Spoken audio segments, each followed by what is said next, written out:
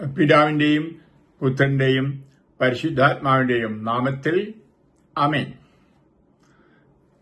പ്രിയപ്പെട്ടവരെ, ഞാൻ ഈ വീഡിയോ വൈദികരെയും കന്യാസ്ത്രീകളെയും ഉദ്ദേശിച്ചാണ് പറയുന്നത്. എങ്കിലും മറ്റുള്ളവർക്കും കേൾക്കുന്നതിന് കുഴപ്പമില്ല.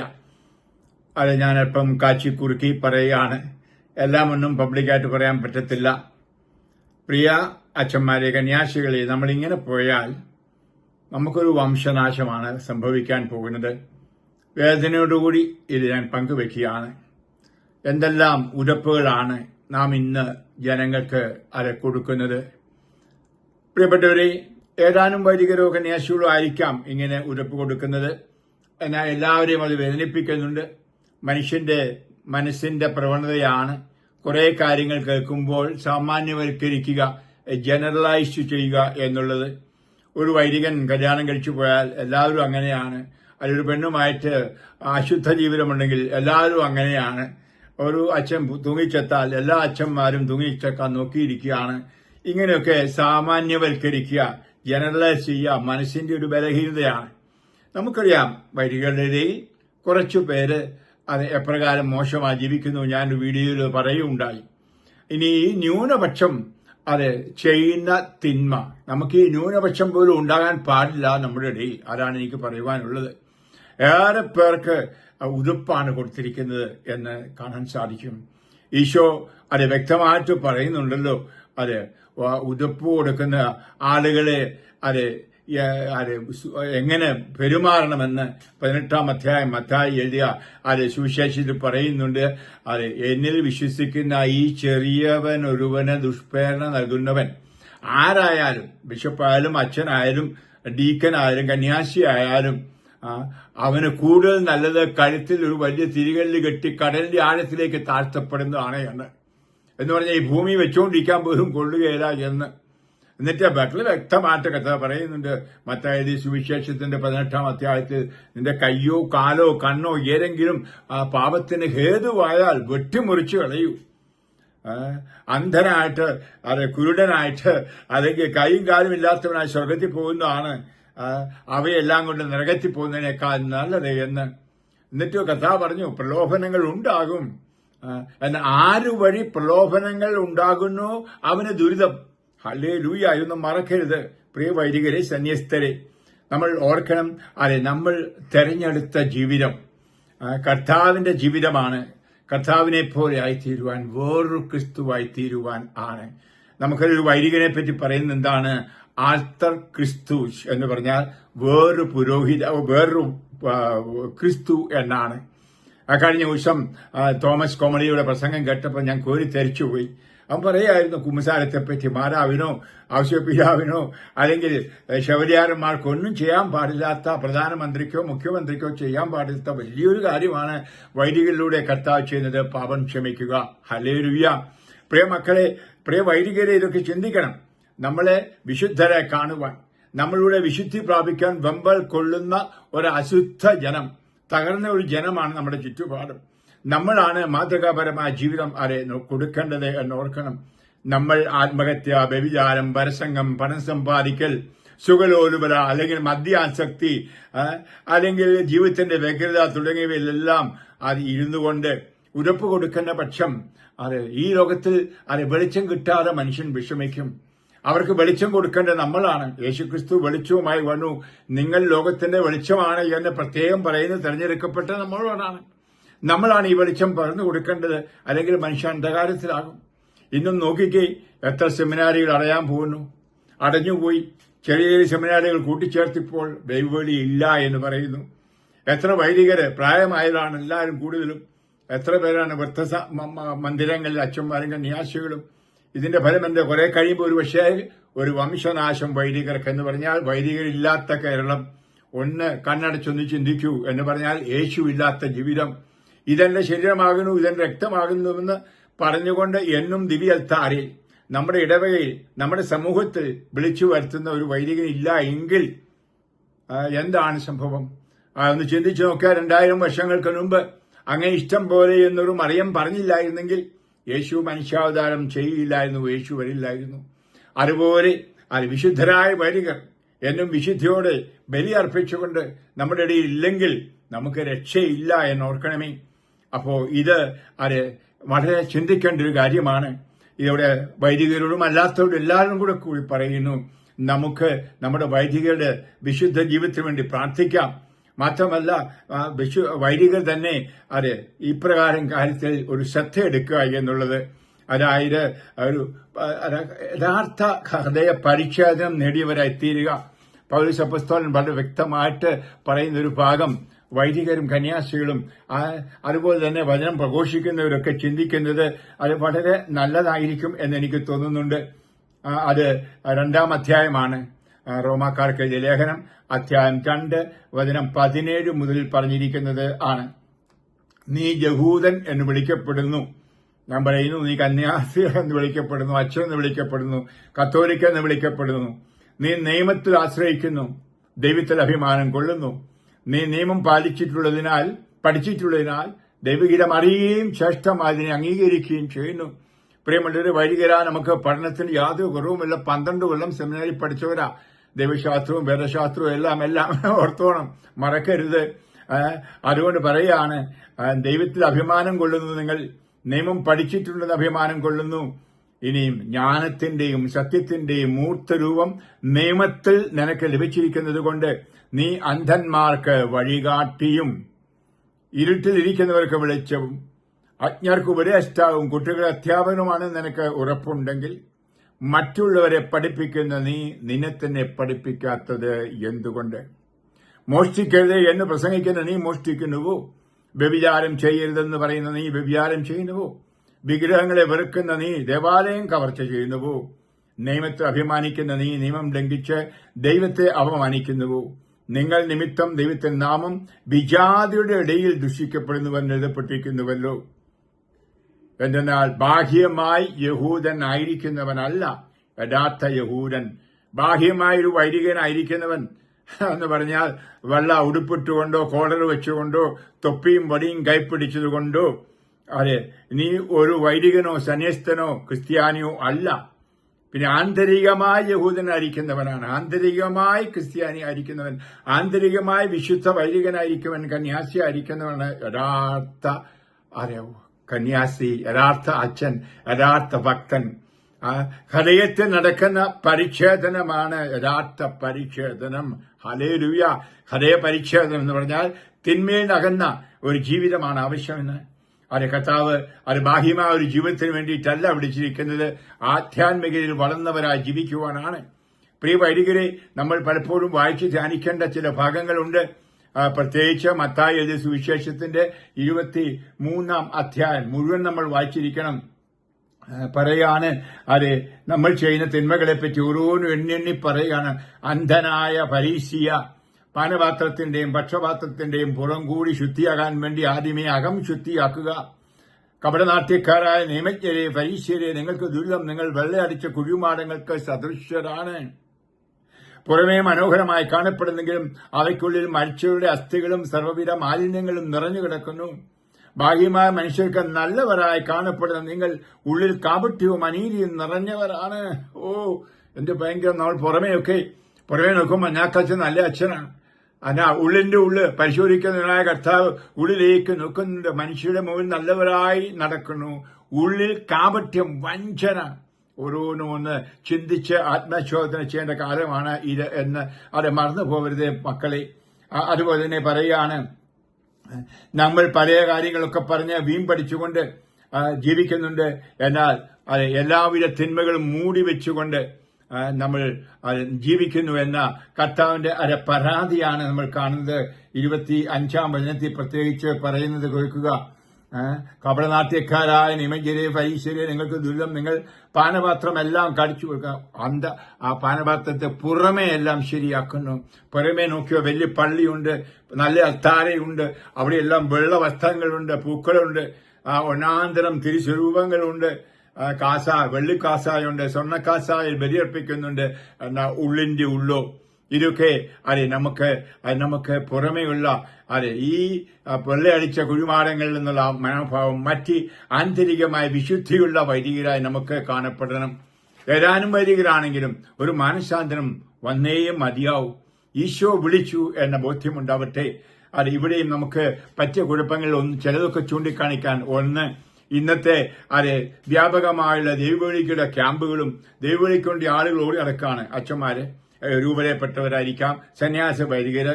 അപ്പൊ ആളുകളെ കൂട്ടുന്നതിന് വേണ്ടിയിട്ട് യാതൊരു വിവേചനവും കൂടാതെ റിക്രൂട്ട് ചെയ്യുക. ദുസ്വഭാവങ്ങളെല്ലാം ഉള്ളവരെയും എടുക്കും. കുടുംബം പോയി അന്വേഷിക്കില്ല. നല്ല കുടുംബത്തിൽ പിറന്നതാണോ, സ്വഭാവമുണ്ടോ? പണ്ടൊക്കെ അന്വേഷിക്കുമായിരുന്നു. കള്ളുകൂടിയന്മാരുടെ വീട്ടിൽ നിന്ന് അല്ലെങ്കിൽ മാനസിക രോഗമുള്ളവരുടെ വീട്ടിൽ നിന്നും റിക്രൂട്ട് ചെയ്യില്ലായിരുന്നു. ഇന്നതൊക്കെ മാറ്റിയിട്ട് ഹോൾസെയിലായിട്ട് കൊണ്ടുവരികയാണ്. എന്നിട്ട് എന്റെ സന്യാസ സഭയിൽ ഇത്രയും പേരെ എടുത്തു എന്ന് വീമ്പടിക്കാൻ ഓരോ സന്യാസ സഭകളും 3-4 പേരെ വെച്ചാണ് നിയോഗിച്ചിരിക്കുന്നത് പിള്ളേരെ പഠിക്കാൻ എന്ന് പറഞ്ഞാൽ സെമിനാരി ചേർക്കാനായിട്ട്. ഇനി ഇവിടെ നോക്കണം, ഈശോ എങ്ങനെയാണ് വിളിച്ച് തെരഞ്ഞെടുത്തത് എന്ന് മർക്കോസ് എഴുതിയ സുവിശേഷം 10-ാം അധ്യായം 13-14 വചനത്തിൽ നമ്മൾ വായിക്കുന്നു.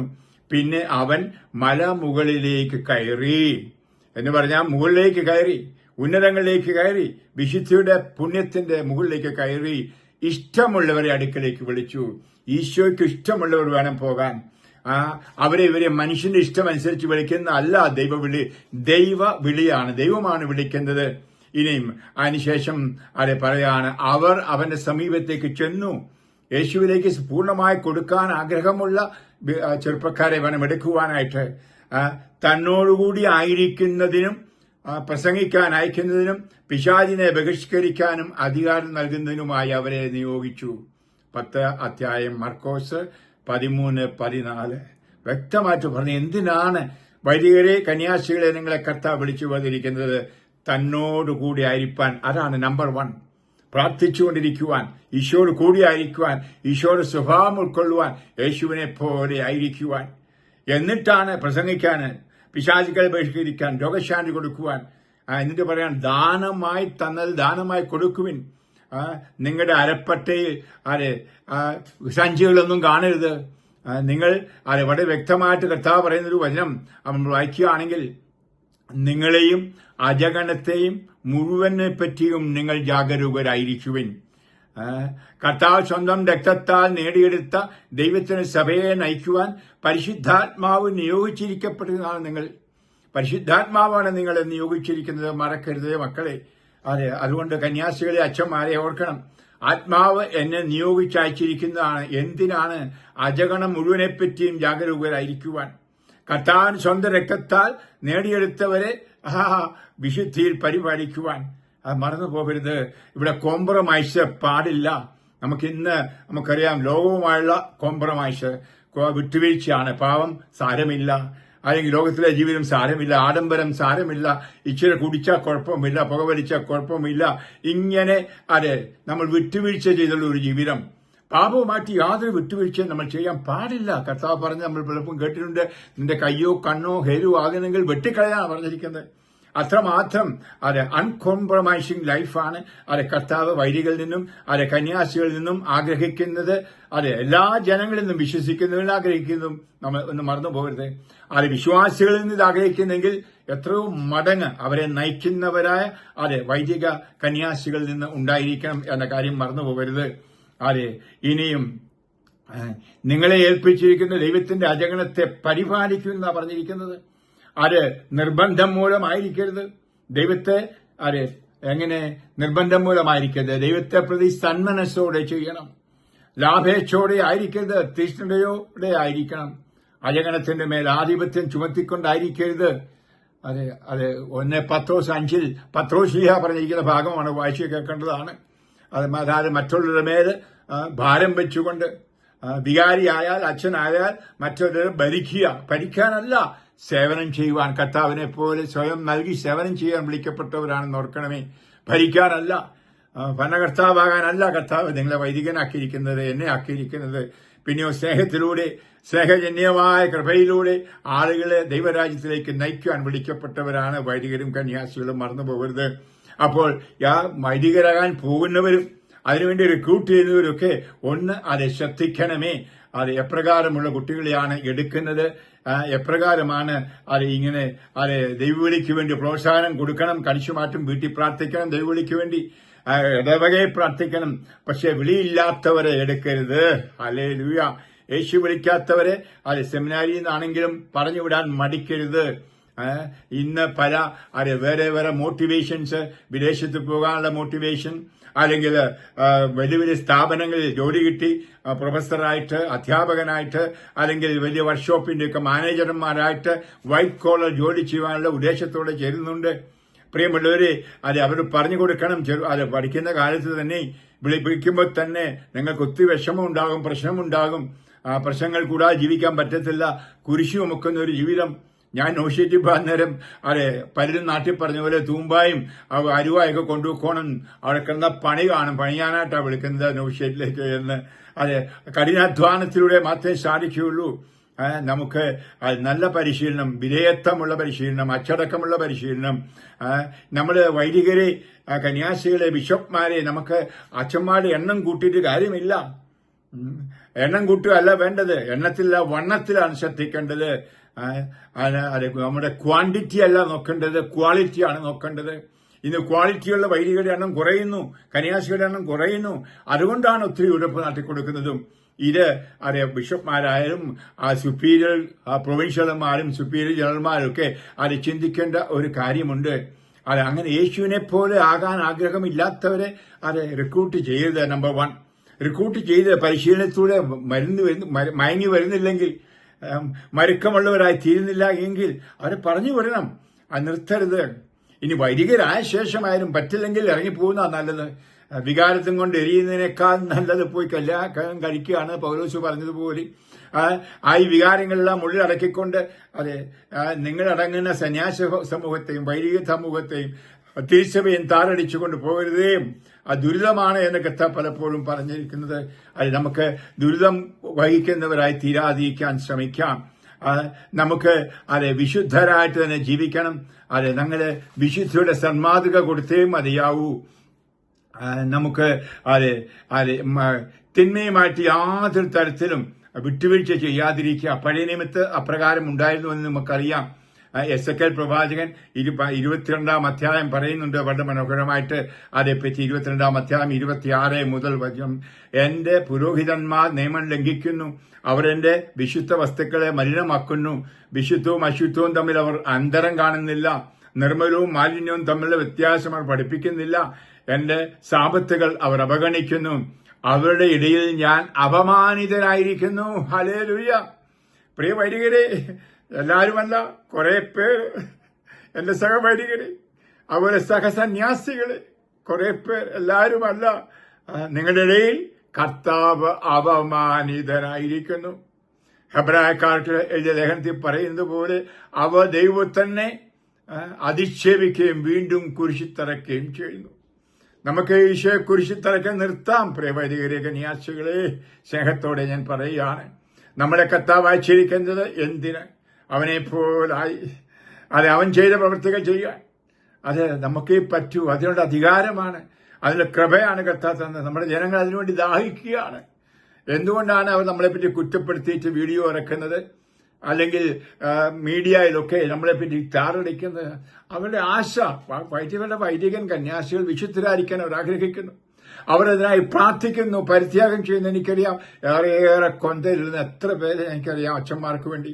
ഞാൻ നാട്ടിൽ വരുമ്പോഴും ഇവിടെ ആയിരിക്കുമ്പോഴും പലരും അച്ഛനു വേണ്ടി അവർ കൊന്ത എഴുതുന്നുണ്ട്, ഒരു രഹസ്യം ചൊല്ലി കാഴ്ച വെക്കുന്നുണ്ട്, നൊവേന ചെല്ലുന്നുണ്ട് ഒക്കെ. അങ്ങനെ ധാരാളം പ്രാർത്ഥിക്കുന്ന ആളുകള് ഈ വൈദികരെ മോശമാകുമ്പോൾ ഉള്ള വേദന ഒന്ന് ചിന്തിക്കണമേ. ഇന്നാളൊരു അമ്മ സ്വന്തം മകൻ അച്ഛനായി, അതിനുശേഷം സഭ വിട്ടുപോയി, പെണ്ണുകെട്ടി, അതിനെപ്പറ്റി പറഞ്ഞ് കരയാണ്. എന്തേറെ വേദന അനുഭവിച്ച്, എന്റെ പരിത്യാഗം അനുഭവിച്ച് പ്രാർത്ഥിക്കും. അത് മുട്ടേനെന്ന് പ്രാർത്ഥിക്കുക. അത് മുട്ട വേദനയാണെങ്കിൽ പോലും ഞാൻ മുഴുവൻ കൊന്ത ചെല്ലുമായിരുന്നു, എന്നും നടന്നു പള്ളിയിൽ പോവായിരുന്നു, വണ്ടി ഉണ്ടായിട്ടും. കാരണം എന്റെ മകൻ അച്ഛൻ വിശുദ്ധനായിരിക്കാൻ, എന്നിട്ട് പോയുള്ളൂ. ആ തള്ളയുടെ വേദന അതുപോലെ എത്ര തള്ളമാര് തന്തമാര് വേദനിക്കുന്നുണ്ട് വൈദികരെ ഓർത്ത്. ഏറെ ആളുകൾ വേദനിക്കുന്നുണ്ട്. പ്രിയ വൈദികരെ, ഇത് ഒന്ന് കാണണേ. അത് കണ്ടുകൊണ്ട് ദൈവത്തിന്റെ ഇഷ്ടമാണ് അവരിലൂടെ കാണുന്നത്. ദൈവം ഇഷ്ടപ്പെട്ടത് നമ്മൾ വിശുദ്ധരായിരിക്കാൻ നമ്മുടെ ജനങ്ങളും ആഗ്രഹിക്കുന്നു. അതുകൊണ്ട് വിശുദ്ധരായി ജീവിക്കാൻ ഒരു തീരുമാനമെടുത്ത് അതിനു വേണ്ടിയിട്ടൊരു വശമെങ്കിൽ ഒറ്റയ്ക്ക് പ്രാർത്ഥിക്കണം, ഒത്തിരി സർക്കാരിന് മുമ്പിൽ പ്രാർത്ഥിക്കണം. ഞാൻ വീഡിയോയിൽ പറഞ്ഞതുപോലെ ഇനി മാത്രമല്ല, നമുക്ക് കൂട്ടായ്മയുണ്ടാകണം. അതായത് ഞാൻ പലപ്പോഴും ഓർക്കും അപ്പർ റൂം സ്പിരിച്വാലിറ്റി. അതായത് നമുക്ക് സെഹിയോൻ കൂട്ടായ്മകൾ ഉണ്ടാകണം.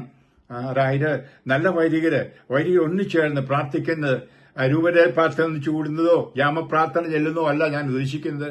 അത് വല്ലപ്പോഴും ആഴ്ചയിലൊന്നോ രണ്ടാഴ്ച കൂടുമ്പോഴോ അതായത് രൂപതയിലോ സന്യാസമൂഹത്തിലോ വൈദികർ ഒരു അപ്പർ റൂം മാതാവിനോടുകൂടെ ഒന്നായി ചേർന്ന് അത് പ്രാർത്ഥിക്കുന്ന രംഗം, കാല് കഴുകുന്ന രംഗം, സഹിക്കുന്ന രംഗം, ആത്മാവിൻ നിറഞ്ഞ് അത് ആത്മാവിന്റെ പുണ്യം, ഫലം, ദാനങ്ങൾ വളരുന്ന ഒരു ക്രമീകരണം, ഒരു രീതി ഉണ്ടായേ മതിയാവൂ. അതിനെ പറയുന്ന അപ്പർ റൂം സ്പിരിച്വാലിറ്റി എന്നാണ്. ഞാൻ വൈദികരുടെ ധ്യാനത്തിലൊക്കെ അത് പറയാറുള്ളതാണ്. അങ്ങനെ അത് ഏതെങ്കിലും തരത്തിൽ വൈദികരെ നമുക്ക് നമ്മുടെ വിളിക്കനുസരിച്ച് വിശുദ്ധരായ ജീവിതത്തെ നമ്മുടെ ജനങ്ങൾക്ക് മാതൃക കൊടുക്കണം. ഉറപ്പ് കൊടുക്കൽ നിർത്തി മതിയാവുകയുള്ളൂ. ഇല്ല എങ്കിൽ ഞാൻ പറയുന്നു നമ്മളായിരിക്കും ഉത്തരവാദികൾ.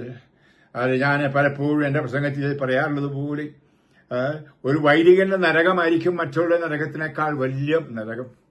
കാരണം ഏറെ ആളുകളെ യേശുവിലേക്ക് നയിക്കാൻ വിളിക്കപ്പെട്ട ഏറെ ആളുകളെ നരകത്തിലേക്ക് കൊണ്ടുപോകുന്നു.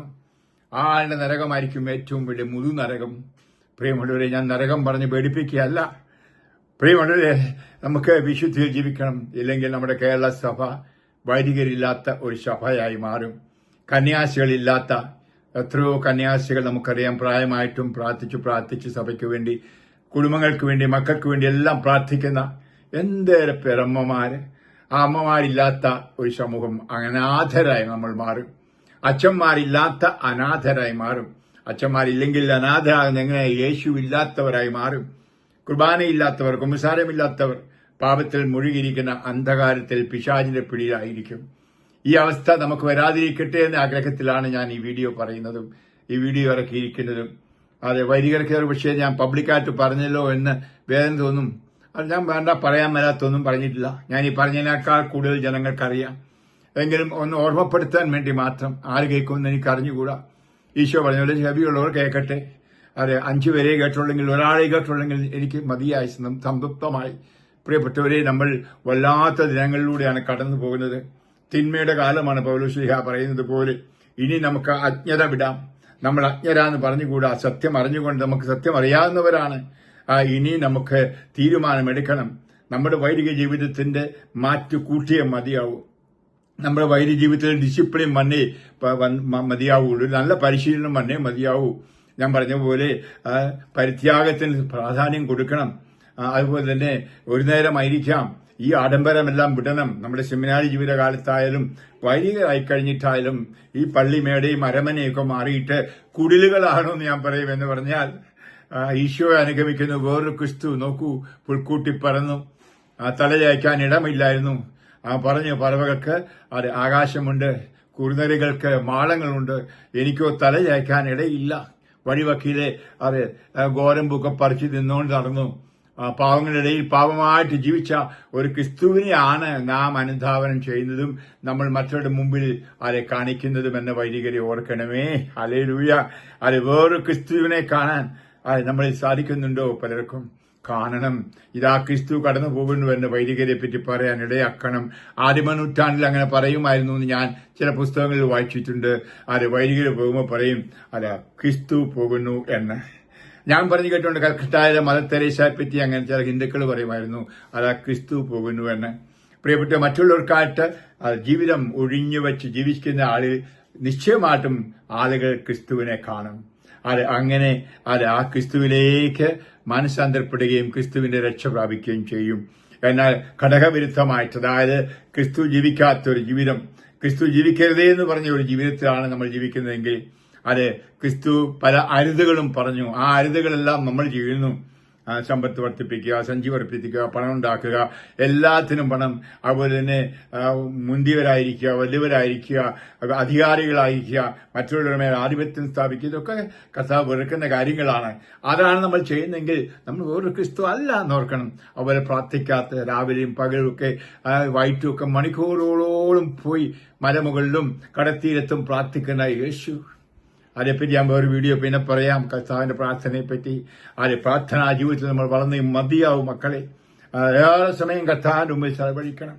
അതുപോലെ നമ്മുടെ ഭക്തി കൃത്യങ്ങൾ, അതായത് നമ്മുടെ കാനൂന നമസ്കാരങ്ങളായിരിക്കാം, അല്ലെങ്കിൽ ബൈബിൾ വായനയായിരിക്കാം. വിശുദ്ധ കുർബാന അർപ്പണം തന്നെ ആ ധൃതിയിൽ പെട്ടെന്ന് എങ്ങനെയും തീർത്തു പോകണം. അല്ല, അതൊരു കർമ്മമല്ല. ഈശോയുടെ ബലി അത് ആ ഗാഗുൽത്തായിലാണ് നീ ബലി അർപ്പിക്കുമ്പോൾ ഓർക്കണം. ആ ഗാഗുൽത്തായിൽ ആ യേശുവിനെ പോലെയായി യേശുവിന്റെ തന്നെ വചനമാണ് നീ പറയേണ്ടത്. ഇതെന്റെ ശരീരമാകുന്നു, ഇതെന്റെ രക്തമാകുന്നു. ഓ, എത്രയോ മനോഹരമായ നിമിഷം. നിന്റെ കൈകളിലൂടെ ഞാൻ പറഞ്ഞതുപോലെ ഈശോ പിറക്കുന്നു. ആ പിറക്കുന്ന ഈശോയെ നീ ആ അൽത്താരയിലേക്ക് വയ്ക്കുന്നു. ആ ഈശോയെ മറ്റുള്ളവർക്ക് കൊടുക്കുന്നു. പുരോഹിത, നിന്റെ ജീവിതം എത്രയോ ധന്യമാണ്, എത്രയോ മഹനീയമാണ്. നിന്റെ തലമുടി നാര് പോലും പരിശുദ്ധിയിലായിരിക്കണം. അത് നിന്റെ ശരീരം മുഴുവനും അത് വിശുദ്ധിയിലായിരിക്കണം. ആ പൗലോസ്ലീഹ 1 കൊറിന്തോസ് 6 അധ്യായത്തിൽ 20 വചനത്തിൽ പറയുന്ന പോലെ നിന്റെ ശരീരത്തിൽ ദൈവത്തെ മഹത്വപ്പെടുത്തട്ടെ. ഹല്ലേലൂയ. അത് നിന്റെ ശരീരം മറ്റുള്ളവർക്ക് വേണ്ടിയിട്ട് ദുർവൃത്തി ചെയ്യാൻ ഉപകരണമാകാതിരിക്കട്ടെ. സ്ത്രീക്കോ പുരുഷനോ കുട്ടികൾക്കോ ഒന്നും അവർക്ക് നീ ഉറപ്പ് കൊടുക്കരുത്. അവരുമായിട്ട് ബന്ധപ്പെട്ട് അവരുടെ ശാരീരിക വിശുദ്ധിയും നശിപ്പിക്കാൻ പാടില്ല. പിന്നെയോ നിന്നിലൂടെ ഒഴുകുന്ന പുണ്യം അവരിലേക്ക് ഒഴുകി അവർ വിശുദ്ധരാകണം. ഹല്ലേലൂയ. പ്രിയമുള്ളവരെ, അങ്ങനെ വിശുദ്ധിയോടെ വിശുദ്ധമായവ കൈകാര്യം ചെയ്തുകൊണ്ട് നമുക്ക് വിശുദ്ധരായിട്ട് മാറാം. ഇന്ന് കേരള സഭയിൽ ഈ മാറ്റം വന്നേ മതിയാവൂ. സെമിനാരി വിദ്യാർത്ഥികൾക്ക് പരിശീലനം നൽകുന്നവരോടും അവരെ അച്ഛനാകാൻ എടുക്കുന്നവരോടും അതുപോലെ തന്നെ പരിശീലനം നൽകുന്നവരോടും പ്രത്യേകം ബോധിപ്പിക്കുന്നു. നമുക്ക് കുറച്ചുകൂടെ ജാഗ്രത ഉണ്ടായിരിക്കണം, കുറച്ചുകൂടെ ശ്രദ്ധിക്കണം. കോംപ്രമൈസസ് എല്ലാം മാറ്റണം. ലൗകികായത ഒത്തിരി ഒന്ന് കുറയ്ക്കണം. ഇന്നത്തെ ലൗകികായുധം മ്ലേച്ഛരായി മാറിയിരിക്കുന്നു. മ്ലേച്ഛങ്ങളായത് പോലും പല സെമിനാറുകളിലും പോലും രാവിലെ മെഡിറ്റേഷൻ, പ്രാർത്ഥനയില്ല, യോഗ ഇങ്ങനെ തുടങ്ങിയ പല അഭ്യാസങ്ങൾ നടത്താൻ ഞാൻ അതേപ്പറ്റിയൊന്നും വിവരിച്ച് പറയുന്നില്ല. ചിലതൊക്കെ കേട്ട ഒത്തിരി വിഷമമുണ്ട്. ഒന്നിച്ചുള്ള പ്രാർത്ഥനകൾ പോലും ഇല്ലാത്ത സെമിനാറുകൾ, ഞായറാഴ്ച കുർബാന കണ്ടാൽ മതിയെന്ന് പറയുന്ന രക്ഷന്മാരും അച്ഛന്മാരും ഉണ്ടെന്ന് പോലും.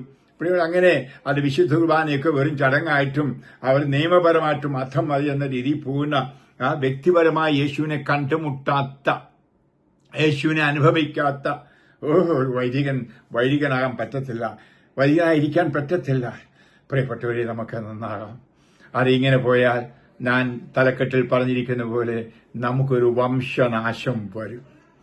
ലോകത്തിലൊക്കെ വൈദികർ വർദ്ധിക്കുകയാണ്. എനിക്കറിയാം, ആഫ്രിക്കയിൽ ഈ മരപഠനമെല്ലാം ഉണ്ടെങ്കിലും 10,000-കണക്കിനാണ്.